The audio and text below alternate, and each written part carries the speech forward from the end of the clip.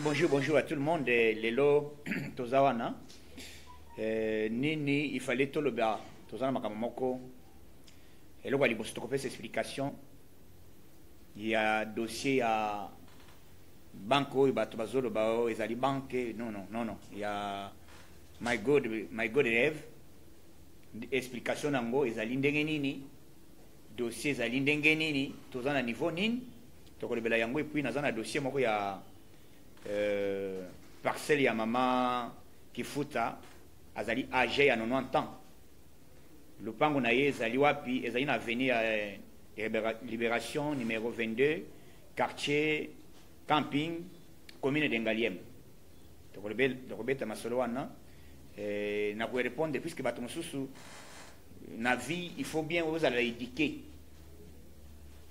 Moko azokende koloba koti na salon soki na salon ya police na soda atambona na équipe bateau bazali kofinga président à l'époque et bateau ba dirigeant pendant 18 ans les lois azokende kotambola koti na rideau moko boye soit na mousquetaire o chilom moni peut-être bateau mosusu bateau so moni bazo pekisa diamba etambola kate ezan normal montinyon sa melaka diamba c'est terrible. Montemoko azali soi-disant. Voilà ba député ou ba congolais ba député. Un type moko matérité moko ezali montemoko un voyou. Azo parvenir ko sakana président de la République. Azo parvenir. C'est pourquoi nazo senga moni député ala mutu honorable azali montemoko honoré.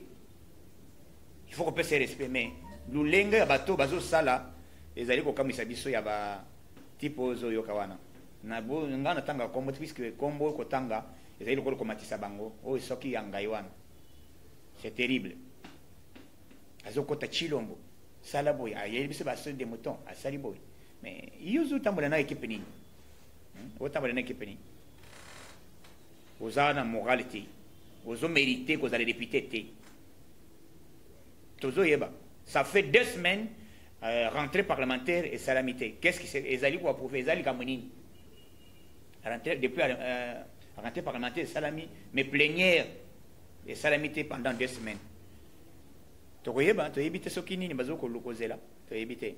Mais dossier tous en ango, oui, dossier tous en ango, il y a battu, oh, moi, na moi, si Azali, ou Azokendo complété, le dossier n'est pas au côté, Ezali Ndengeni, l'État justice Azok côté.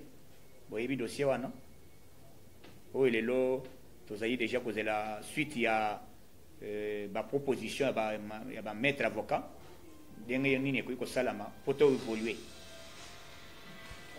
explication liboso ezali boyeba que nani nazana dossier oyebi président de la République tango akoti na pouvoir alobaki akosala ba congolais ba millionnaire ba congolais ba millionnaire et puis ba millionnaire ndenge nini président sengi congolais nyonso oyo asalaka commerce apesa climat moko d'affaires ya congolais nyonso ayeba ko s'exprimer azala au moins na masolo mais lelo vous allez regretter comment makambo ezali ko salama tala bazali ndeko na biso moko Serge Kasanda. C'est un Congolais. Aye na idée nini na mboka na biso aye na mboka na biso ne loko yo bazo benga My God Rêve. My God Rêve eza banque te. Ezali société moko ya investissement o baza ko investir na ligne. Ezali bacheter ya basombaka or bazali presque dans le monde entier presque dans le monde entier mais c'est la toute première fois et loko ane sala puisque média mingi ba makam mingi sala makam mingi na faire na ligne sur internet mutasali à côté directement azo sala azali ko investir na ligne système wana ya na Congo te. Mais lelo ndeko na biso ameka abandi comment abandi après avant confinement asali eloko na ye, mais il a au moins l'argent. Ye azo sala ko azo aider banque na biso. Mbongo na ye compte na ye eza na banque centrale. Mbongo na eza na banque centrale maintenant tango bato bazo ya ko investir par ligne, ezali bato bacheter bazali na provision ya 7 ans. Provision ya mbongo ata olie ndenge ni mbongo na yo. Mais aujourd'hui eloko to kamwe to moni banque ozo ka banque ezali tozo mona ba anti-valeur. Banque centrale a pesi instruction que bakanga compte ya Serge Kassanda pour crise ya balo bate omoni mutango a escroquer batu asali boy. Il a son argent. Et puis mbongo wana bazo kanga ezali mbongo ya batu ba o investir. Ye azali wana azali ko faciliter ba banque. Ya bomba ka mbongo te. Ye azali ko faciliter batu marché pour besoin des comptes. Ezali par exemple ozali ofongoli lokola compte WhatsApp, nyana silveka WhatsApp. Puisque WhatsApp ezali na mokolo na moi fongole ezali c'est une entreprise. Mais nana koyeba keke nani akoyi ko gérer WhatsApp. Yango asali entreprise na ye. Ezali entreprise ya ko investir surtout bato wana basombaka bazali ba homme d'affaires basombaka ba or. Société ezali wapi? Ezali na États-Unis d'Amérique. Ezali na Angleterre. Ezali pe na Canada. Mais to kamwe bato balobi tipo wana zali un escroc il faut à l'étranger. Il faut à l'étranger peut-être à cause ça mais congolais pour ça les loko bongo anyoko le peuple na yemoko et kuki ko sala maté. Ya muto zo senga président de la République garant de mon fonctionnement yonde olobaki ke ko komisa ba congolais ba millionnaire.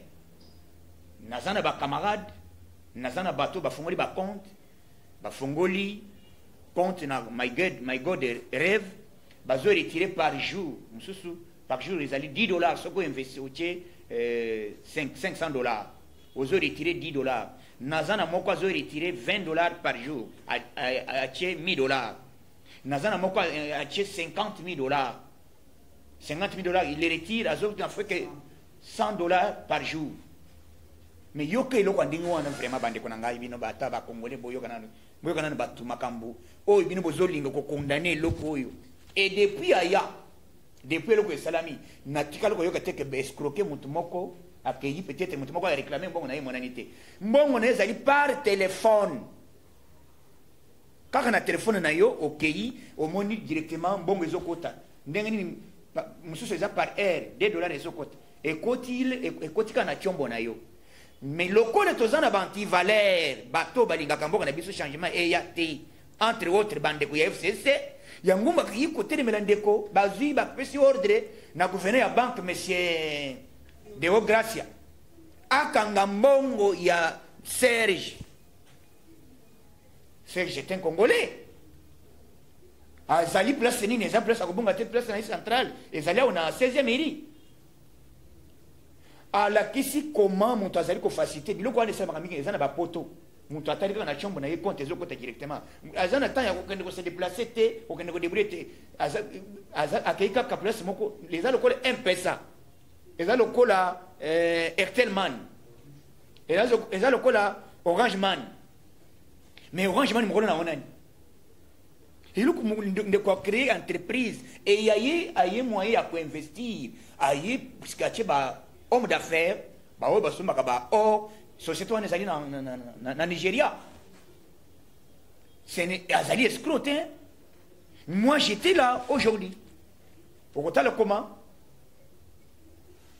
bokomona comment alakisi comment natali batu oyo d'abord avant naloba naza na bandeko oyo na bureau na ngai ba oyo baza déjà na compte ngai moko na fongoli compte ngai moko naza na compte kuna na fongoli compte mbongo ezokota par heure eza yende azofuta te mbongo ezouta kuna directement otali na telefone na yo soki osali combien na tongo omoni mbongo ebimi.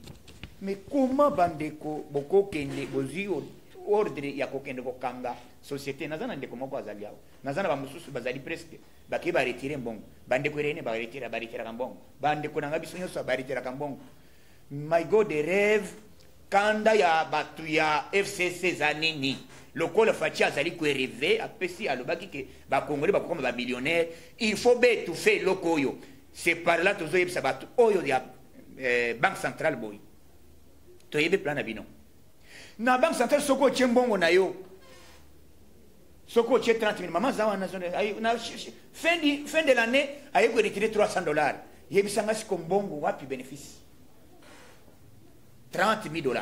Mais na my god rêve okozwa mbongo na yo oparene muninga ozi oparene koparani wana mususu na papa moko asumbi lopango na minute mususu azwi déjà atie magasin mususu asumbi mutuka donc bazali preuve à l'appui ezali lulenge ya kofaciliter bakongolais bazwa d'ailleurs soki welelo bokolobi bokokanga Serge bokanga société na ye mais mbongo ezokota déjà na kyombo bah oui, parce que investir déjà ils ont déjà kuna bon mais quand on a par air par même mais bozo linga mboka na biso échanger té yango tozo besa muto akayiko convoquer ya lebi kete aya ko s'exprimer ndengeni mais fatia loba ki ba investir ba ya un badeko tozo kende wapi na bato yozo ba kaziko ya ténèbres ya FCC ezali FCC ba politiser loko ba bengisi deo gracia bloquer loko wana my god rêve ezali moyen ya investir bazo investir par na ligne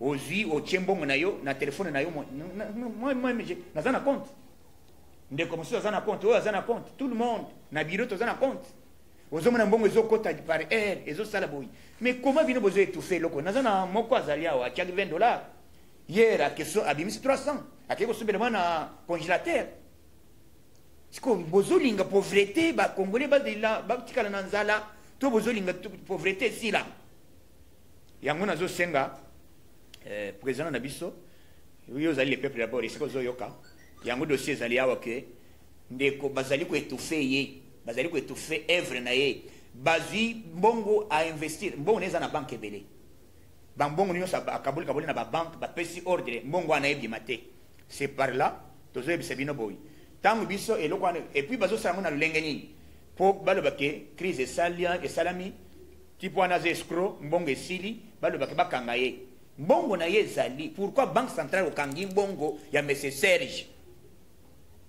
pourquoi okangi mbongo ya ndeko Kasanda cela veut dire posa na bino ezali ke tango bato bakotomboka balobake te c'était un aventurier bokanga société wana banque d'abord mbongo na ye ezovanda na ndako te ezovanda na banque centrale aboyi kotravaille na babanke talobi boya botiaka bacliché to travailler ensemble ngai nazali banque te nazotravailler puisque na ye nde koinvestir na mbongo ye banda kokota na banque mais à chaque fois soki naza na besoin akei ndenge nini chaque semaine azali koretirer $300,000 soki akei aretire bakomi non 300 eleki ebele te bandi koretirer 30,000 mais or kuna bato batie ekomi na bamillion sikoyo kodégage dossier ya bato wana ndenge nini donc la minute oyo nazoyebisa bino complot ezali ke babloke eloko oyo bazobenga société my god rêve yango nazosenga congolais nyonso bisika to bozali bocomprendre ke banti valeur baza toujours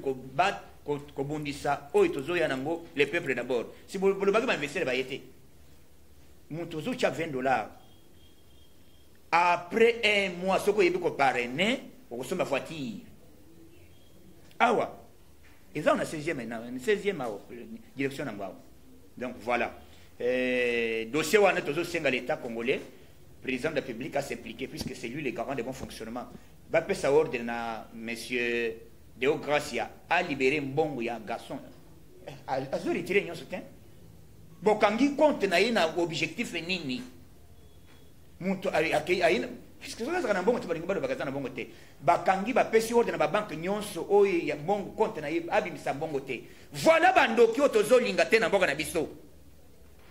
Nous condamnons cette histoire avec dernière énergie.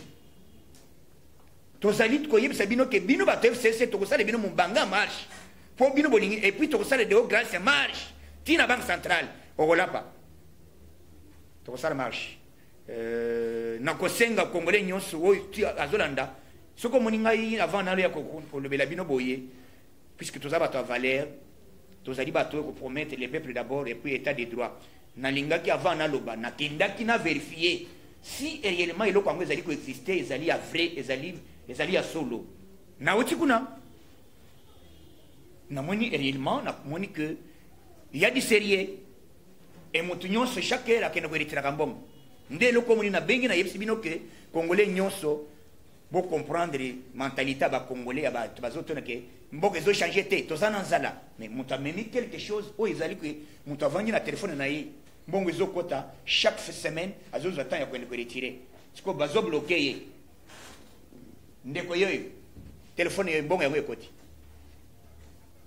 yango mbongo yango na téléphone ya muninga yango yo ekoti soko tali yango yo $222 yango na minute kaka boy hein bongo koti yango yo eza makambo te ko zela mais eloko ya boy vraiment ba congolais to tika yango to boy to condamner yango to lingi changement yango $220 na seconde bongo yango mais mutu moko avangi na kwa zolo badini bato wana aza escroc non soka aza escroc alakisi lulenge nini et puis ake musika azwi badocument nyonso ndenge esengeli siko ntango azokende na banque centrale po livrer document officiel po bali kofonctionne lokola ba ecobank efungwamaka esalamaka lokola ba western lokola ba nini puisque banque centrale nde ezali chef ya monétaire nini azali lokola autorité monétaire. Il fallait signer document moko. Mais banque centrale zobo il faut signer document. Or ba na justice partout ba signer ba document nyos. Ba signer ba document nyos. Mais kuna bazo pimela ye ba lebi ke banque centrale lobi auto étudier nan. Non, na zo 5 président, le ministre ya justice, na ministre o ya livré qui document ya monsieur Serge. A PC document lobi yango yo qui a signé. La PC autorisation a fonctionné. La PC document a fonctionné. La PC document a fonctionné. Azo futa pe taxe. Yo kapé mbongo mpenta mwezana kati kuna. Ezo lungole na ba TVA. Mbongo wana ezana kati ezo lungole TVA. Ezo kine teke, ezo kine pamba. Mbongo nyonso ezo kine. Eza d'abord avantage munene pona l'État. Mbongo ezalaka vraiment ba Congolais. Bato bazo futa eza kuna na États-Unis. Ah wate. Voilà. Hein? Ngai na yebisi bino na sengi biso ba congolais biso bisika tozali pour comprendre que les antivaleurs bazoko linga te que mboka na biso est avancé. Mais avec nous les combattants, avec nous les balebeli ya peuple congolais, tozawa na pona kotremela bino tina dernière minute. Bogolapa. Dossier na zana ngwawa ya Lupango, parcelle ya mama Kifuka, Kifuta plutôt, Azali, troisième âge. Troisième âge. Maintenant, il y a côté dans le Lupango maman. Il y a un monsieur, le nom de colonel, un colonel discipliné, indiscipliné, Muyinga Malonga Kennedy. Un Muyinga a vu accueilli à Pessi ordre. Maman oyo accueilli na justice dossier na ye ezali awa en bonne et due forme balobi auditorat militaire et pesi ordre que maman akota na lupango na ye oyo ezali mokanda uti na auditorat militaire ba pesi ordre auditorat pesi ba libérer lupango mais le monsieur oyo tozoloba mutu aza na dossier ezali oyo aza na dossier ya maman oyo ezali Lukulia Bakomi Lucien René Yende Wazana dossier na auditorat Yey mais dossier zalinini tangu bazui dossier bapesi ordre de justice ekati mama Kei bakoti lupangu colonel oyo bazobenga Muyinga Malonga Kennedy accueilli à Longoli ba écrit au auditorat accueilli a commis. Vous pouvez imaginer le quoi. Yango il faut les militaires ba discipliner et les messieurs qui ont ça les vidéos na ba militaires na ko saboter président de la République devant les militaires. Il faut la sanctionner.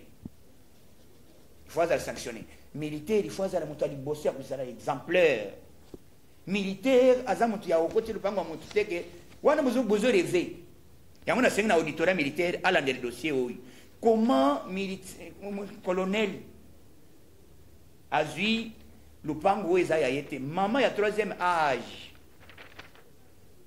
au pays au botoli au koti lupango. Comme nous sommes dans un état de droit, nous voulons que l'état de droit soit ça. Le monsieur là doit être sanctionné. Il va sanctionner à l'immédiat. Donc, les lots, politiquement, le président Boyoki, coup de chapeau, Fachi, Maramba Salami dans l'Union européenne, et Zali Boyi. L'Union européenne à l'unanimité. Bakem Sika, lobby, il faut pas voir. Mais panique et continue quand il y a FCC Zandenin. Denis Mugweke. Pourquoi dans la délégation de la présidence de la République? Pourquoi il faut voter plus de 27 pays? Il y a l'Union européenne qui va voter à l'unanimité pour Bacha, Cour Moko, international, et Bandako Kanga, Bakuluna en cravate à ici en RDC. Et puis, il va aller prêt à soutenir Félix Seguet Chilomoti, Mongolio Sagoya. Ozoyo. Il va te poser l'élection au Trump. Coup de chapeau dans Bassala qui débat, Donald Trump, les États-Unis, Bassala qui Bassala débat contradictoire sur 100, il y a combien à 66. Type naïo, adieu naïe, 32. Donc, voyez Donald Trump et Zali déjà combattant. Trump parle de Boy. N'avons pas de monsieur Nabi Magaga. Donc, son ami président est Mboto. Heureusement, Azali na sondage na Azali niveau likolo. Tozana na kati état de droit na sengi congolais, tozali wana pona koseni mokonzi mboka. Fachi akei maladité, akei ko sala teke o boyo, akei poalu ko lebiso sachet.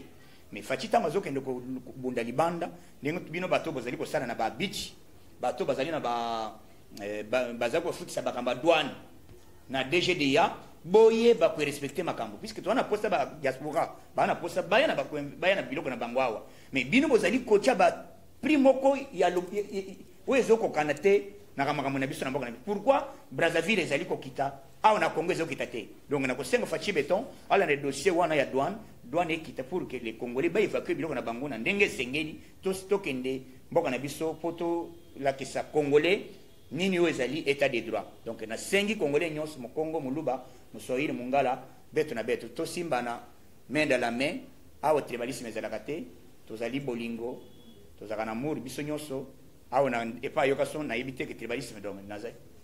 Na esengi bana force du progrès to simbana, donc to zala bolingo, to simbana mo Congo muluba Moussoïr Mungala donc to soutenir chef de l'État puisque vision ya Fachi ezali que Congo a mona azala a comme millionnaire. Donc année prochaine Fachi vous allez officialiser na titre ya président de l'Union africaine. Il y a un groupe qui a déjà un programme pour que moi, ils ont déjà au Japon, Awa, Pont Brazzaville, Kinshasa, Cameroun. Ok, na vérité na Cameroun. Merci beaucoup. Je dis vous remercie.